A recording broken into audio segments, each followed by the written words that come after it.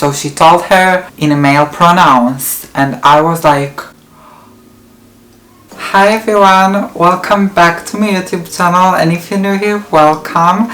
My name is Nufar Morali. I'm a 22 years young transgender woman from Tel Aviv, Israel, and I make mostly transgender related content here on my YouTube channel. So if that's something that's interesting to you, make sure to hit the like button, subscribe, and let's get right into today's video.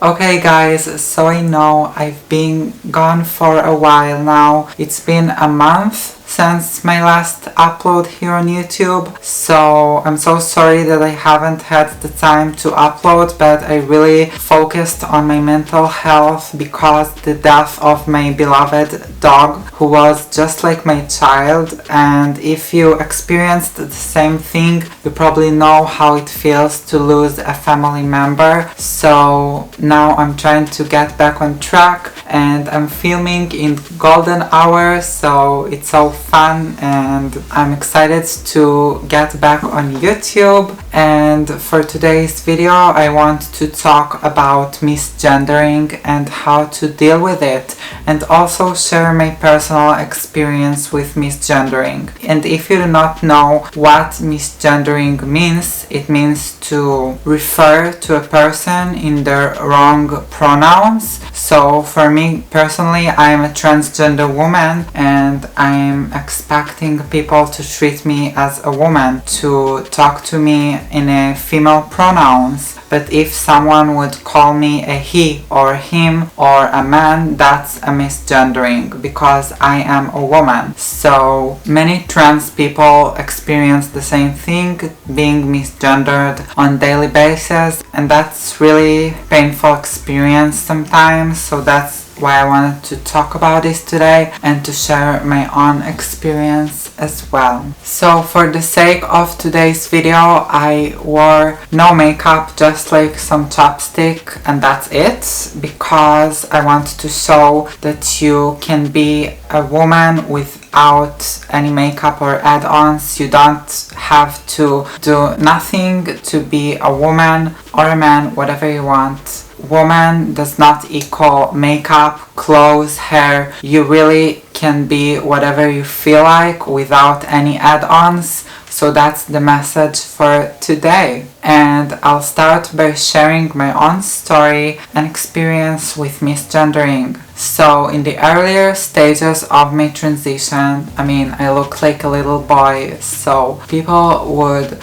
sometimes get confused and sometimes call me a he instead of a she. So it really hurt me so deeply. Personally, I can't stand to be misgendered, but you do need to realize that there are so many types of misgendering. There is people that will do it on purpose because they hate trans people and they just want to hurt you purposely, and there's people that are really naive and doesn't know what transgender means, so they will misgender you, and there's also people that just get confused. Recently I discovered another type of misgendering, which is just like a total confusion that doesn't even have attachment to the fact that you're trans. Yes, I know it sounds weird, but there is such a thing. Some people can misgender you without even knowing that you're trans, or that the misgendering won't even be attached to the fact that you're trans. So let me explain myself.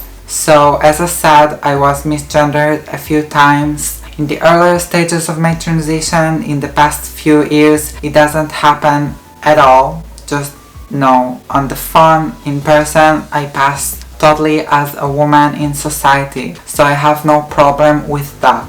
But with my grandma, she She's 86 years old and she's in a retirement home, like an old people's home. She's been there for the past few years. I started my transition exactly at that time when she went out to the retirement home. So I haven't been living with her all my transition, but she knows everything and supports me fully. So she would always get confused with my pronouns, and sometimes she would call me a he. It really affected me so badly because outside nobody ever called me a he. Always people would perceive me as a woman, and it made me feel so much discomfort because I didn't understand why is my grandma referring to me as a boy sometimes. Still, because I know that I pass as a woman fully, and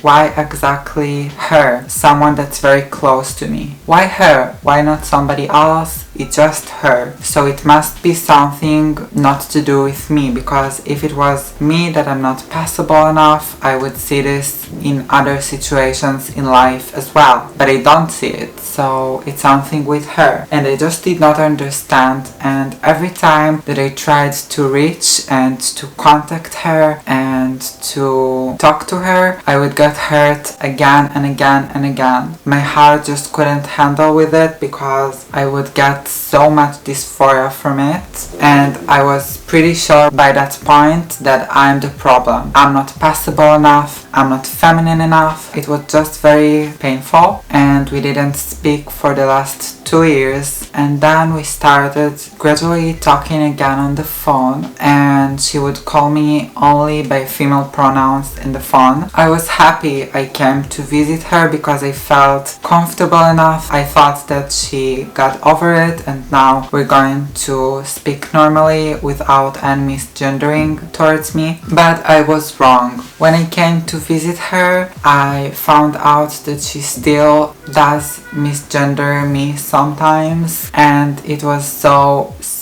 uncomfortable, and I just cried and ran for my life, and I swore I would never speak to her again. A week passed and she was involved in an accident. 2 of her legs broke. So our family came to visit her at the hospital. I came too, even though I swore that I would never see her again after what happened. I just came because I thought that this is going to be one of the last times that I will have an opportunity to talk to her, because she's very old and both of her legs broken, so you never can really know what the tomorrow will bring, right? And so we sat in her hospital room, me, my mom, my sister and my cousin. They're all cisgender women and me the only trans person in the room. Time passed, and then she told my cousin, my cisgender female cousin, something in a male pronouns. She told her to turn off the light or something like that, but in a male pronouns.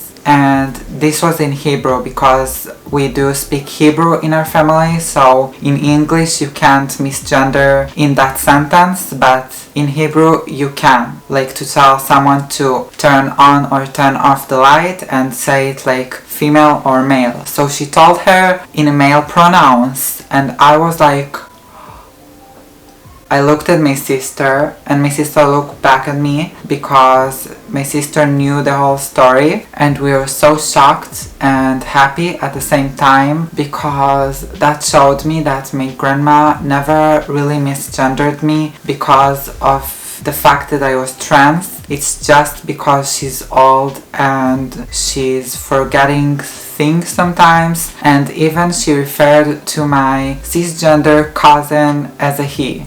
And she's a cisgender woman, you know. And also later she referred to my sister, my cisgender sister, as a he at the phone. So then it really confirmed me that it's not me, I'm not masculine, I am passable, and the fact that she misgendered me doesn't have nothing to do with the fact that I'm trans. It's only because she's a bit confused because she's old already, and that's totally fine and normal. You know, people at that age do much crazier stuff because as we get older, we go back in our brain, you know, to when we were kids, and that's totally normal and that's the way of life. And before that incident, when I saw her referring to my cisgender cousin as a he, I always was very anxious when I came to see my grandma, and I thought always, what if she's going to misgender me now? What will happen? How will I feel? You know. But now, after I passed through that and I know the reason, and it's not because that I'm trans, I just feel so relieved. And even after that, I came to visit her a few times and she haven't misgendered me, not once even. I think that it also connects to the fact that I feel more relaxed within myself, and now I know that even if it will happen, it's not because the fact that I'm trans, so I don't care and I will not take this so hard this time. So I feel like that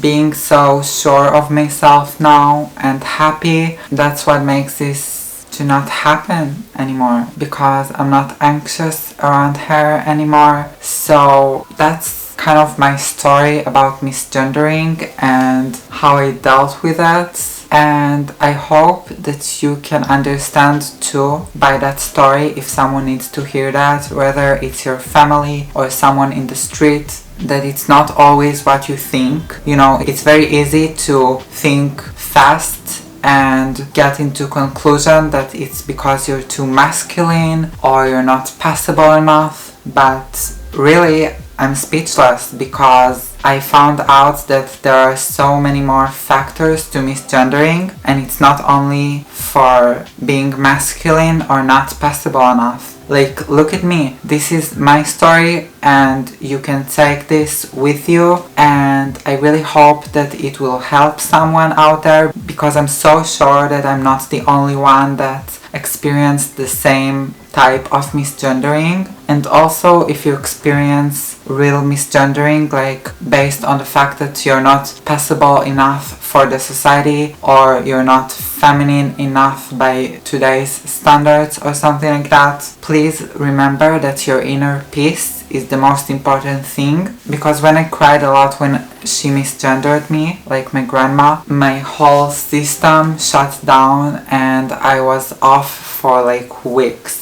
So please remember that it's not always what you think. If I knew it all then, I would feel so much better, because I really spent so much tears for nothing, because now I know the truth. Please remember that no misgendering is worth your happiness and your well-being. So that's the video for today, and I'm so happy that I got back on YouTube. I love you guys so much, and I promise to upload more with time. I'm still healing from my dog's death, so it will be challenging. So I promise to upload more from now on, and I love you guys so much. Have a great week, great evening, and great morning. Bye guys, love you.